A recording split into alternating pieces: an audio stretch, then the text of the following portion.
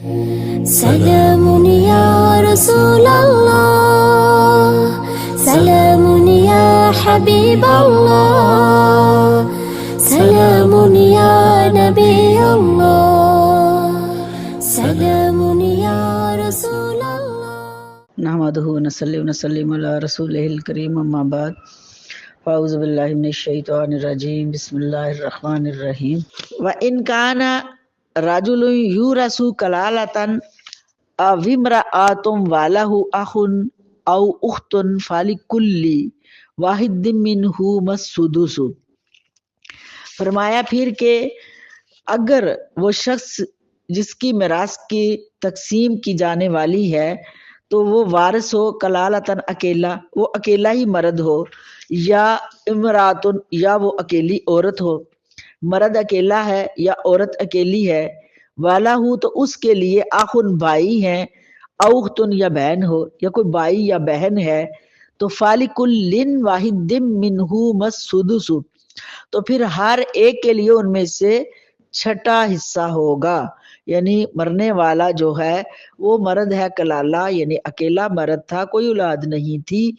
اور بیوی اگر مرنے والی عورت ہے تو اس کے بھی کوئی اولاد نہیں تھی، تو اس طرح سے ان کا کوئی بھائی ہو یا کوئی بہن ہو، دونوں صورتوں میں دونوں کا، تو پھر ان دونوں کے لیے ان میں سے جس کے بہن بھائی، تو ان میں سے ان کا جو بہن بھائیوں کو ملے گا وہ چھٹا حصہ ہوگا۔ فَإِنْ كَانُوا أَكْثَرَ مِنْ ذَلِكَ، پھر اگر ہوں زیادہ، یعنی پہلے بتایا کہ بہن یا بھائی ہو تو ان دونوں کے لیے جو ہے وہ چھٹا چھٹا حصہ ہوگا، پھر اگر ہوں زیادہ یعنی ایک سے زیادہ ہوں، من ذالک فہم شرکاء فی الثلث، وہ اس میں زیادہ شریک ہیں، بہن بھائی اور بھی زیادہ ہو گئے ہیں تو وہ شریک ہو گئے ہیں، من بعد وصیت یوصی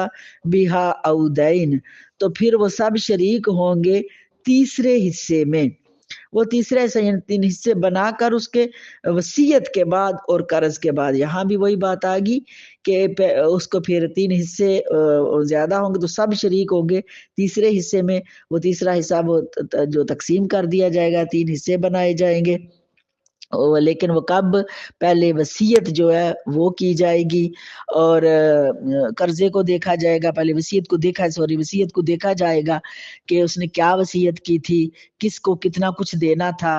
کچھ قرض دینا تھا یا لینا تھا، یہ تمام تر معاملات کو دیکھ کر اس کے بعد تقسیم جائیداد کا معاملہ آئے گا۔ او دین غیر مضار وصیۃ من اللہ، نقصان نہ پہنچایا جائے، کسی کو تکلیف نہ دی جائے تقسیم وراثت میں، کسی کے ساتھ کوئی زیادتی نہ کی جائے، کیونکہ یہ وصیۃ من اللہ، یہ وصیت کا حکم اللہ تعالیٰ کی طرف سے ہے، واللہ اور اللہ تعالیٰ علیم حلیم، سب کچھ جاننے والا، حلم والا، بڑا بردبار ہے، اس نے بڑے غور سے، بڑے متحمل سے، بڑے پیار سے آپ کو سمجھایا، ہمیں سمجھایا، بار بار ہمیں سمجھا رہا ہے، ہر رشتے کا بتا رہا ہے، ہر ایک حصے کا بتا رہا ہے، اتنے پیار اور محبت سے وہ اپنے بندوں کی، اپنے حبیب مکرم صلی اللہ علیہ وسلم کے صدقے سے جو ہے وہ تربیت فرما رہا ہے۔ تل کا حدود اللہ، یہ اللہ تعالیٰ کی مقرر کردہ حدیں ہیں، یہ اللہ تعالیٰ نے حدیں مقرر کی ہیں، ہمیں ان سے ہرگز تجاوز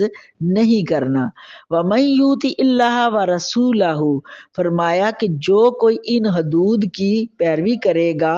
ان مقرر کردہ حدوں پر عمل کرے گا، وَمَن یُؤْتِ اللَّهَ، جو اطاعت کرے گا اللہ تعالیٰ کی، وَرَسُولَهُ، اور اس کے رسول کی اطاعت کا معنی ہے اللہ کا حکم مانے گا، اللہ کے رسول کا جو حدود مقرر کی ہیں ان حدود کے ساتھ چلے گا، ان پر عمل کرتا ہوا چلے گا، تو پھر اللہ تعالیٰ کیا فرماتا ہے، یدخلہ جنت تجری من تحتها الانہار خالدین فیہا، پھر اللہ تعالیٰ داخل فرمائے گا جنت میں کہ جس میں نیچے نہریں بہتی ہیں، ہمیشہ رہیں گے اس میں، یعنی پھر اللہ تعالیٰ کا جو حکم مانے گا، اور اللہ کے رسول کا کسی کا حق نہیں مارے گا، حقدار کو حق صحیح دے گا، وہ یتیموں کا حق ہے، اولاد کا حق ہے، بیوی کا حق ہے، شوہر کا حق ہے، تمام تر چیزوں کا خیال اللہ کے حکم کے مطابق، اللہ کے رسول کے حکم کے مطابق رکھا جائے گا، حقوق العباد کا خیال پورا ادا کیا جائے گا، تو پھر اللہ تعالیٰ نے فرمایا ان کو انعام و کرام دیا جائے گا کہ ان کو جنتوں میں داخل کر دیا جائے گا، اور جنتیں ایسی ہیں کہ ہمیشہ ان میں سے نہریں بہتی ہیں اس میں، ذالک الفوز العظیم، اور یہ بہت بڑی کامیابی ہے، یہ بہت بڑی کامیابی ہے۔ ہم اگر کوئی ایک محل یا کوٹھی بنا لیتے ہیں، اس کے اندر اتنی سبزہ رکھ لیتے ہیں، پانی رکھ لیتے ہیں، آبشارے لگا لیتے ہیں، دیکھ دیکھ کر خوش ہوتے ہیں، لیکن جب اللہ کی جنتیں ہیں، وہ اتنی وسیع جنت ہے کہ جس کا پھیلاؤ زمینوں اور آسمانوں میں ہے، اور اس میں باغات ہیں، ہر نعمت ہے اس کے اندر، تو وہاں فرمایا پھر ہمیشہ نہریں بھی بہتی ہوں گی، اس جنت میں آپ کو ٹھکانہ دیا جائے گا، اور پھر یہ کیا ہے، یہ سب سے بڑی ڈگری مل گئی کامیابی کی، ذالک الفوز العظیم،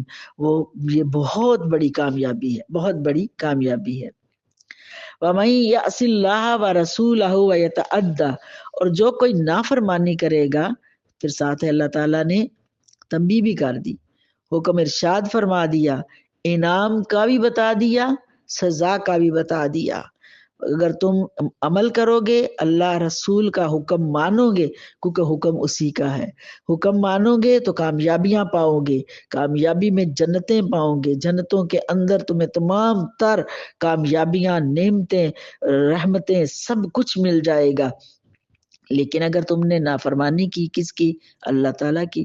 وَمَن يَعْصِ اللَّهَ وَرَسُولَهُ، اور جس نے نافرمانی کی اللہ تعالیٰ کی، وَرَسُولَهُ، اور اس کے رسول کی، اس نے کیا کیا؟ وَيَتَعَدَّ، اور تجاوز کرے گا، حدودہ، اس کی حدود کو، یعنی اللہ تعالیٰ کی حدوں کو اس نے تجاوز کر دیا، جو مقرر کی ہوئی حدیں تھیں۔ اللہ نے فرمایا کہ یہ حدیں مقرر ہیں، کس کا اتنا حصہ ہے اس کو اتنا ہی دینا ہے، اس میں کمی پیشی نہیں کرنی، اگر کمی کی ہے تو یہ حدوں کو تجاوز کر دیا ہے، تو حدوں کو تجاوز نہیں کرنا۔ تو جو حد کو تجاوز کرے گا، فرمایا حدود، اس کی حدود کو جو اللہ تعالیٰ نے حدود مقرر کی ہیں، یدخلہ، داخل کرے گا اس کو، نارن، آگ میں، پھر اللہ تعالیٰ کی حدوں کو جو پار کر جائے گا، اللہ تعالیٰ اس کو دوزخ میں ڈال دے گا۔ استغفر اللہ، استغفر اللہ، اللہ معاف فرما، اپنی پناہ میں رکھ۔ داخل کرے گا اس کو نارن، آگ میں، خالدن فیہا، وہ ہمیشہ اس میں رہے گا، وہ اس میں ہمیشہ رہے گا، وَلَهُ عَذَابٌ مُّہِین، اور اس کے لیے عذاب ہے ذلیل کرنے والا۔ استغفر اللہ،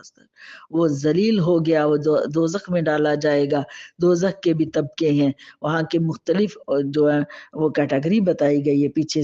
عذاب سعیر بتایا گیا، یہاں عذاب مہین بتایا جا رہا ہے۔ اللہ اپنے پناہ میں رکھے، یعنی جو اللہ تعالیٰ کی حدود کو پار کرے گا تو وہ عذاب مہین میں ڈال دیا جائے گا۔ تو اے لوگو باز آ جاؤ۔ تو یہ ساری تنبیہ اس لیے کی ہے کہ ساری پہلے ایک ایک چیز بتائی ہے کہ اس طرح سے جائیداد کو تقسیم کرنا، مرنا تو ہے، اگر تم جائیداد بنا لیتے ہو، جمع کر لیتے ہو، ضرورت کی چیزیں ہر ایک کو ضرورت ہوتی ہے، بناتا ہے، تو پھر بتایا اگر باپ مار جائے تو اس کو ایسے تقسیم کر لینا، ماں مار جائے تو اس کے بچا ہوا مال کو یوں تقسیم کر لینا، اولاد ہے تو اولاد کے لیے یہ حق دینا، بیٹا ہے تو بیٹے کو اتنا دینا، بیٹی ہے تو بیٹی کو اتنا دینا، ماں ہے تو اس کو اتنا دینا،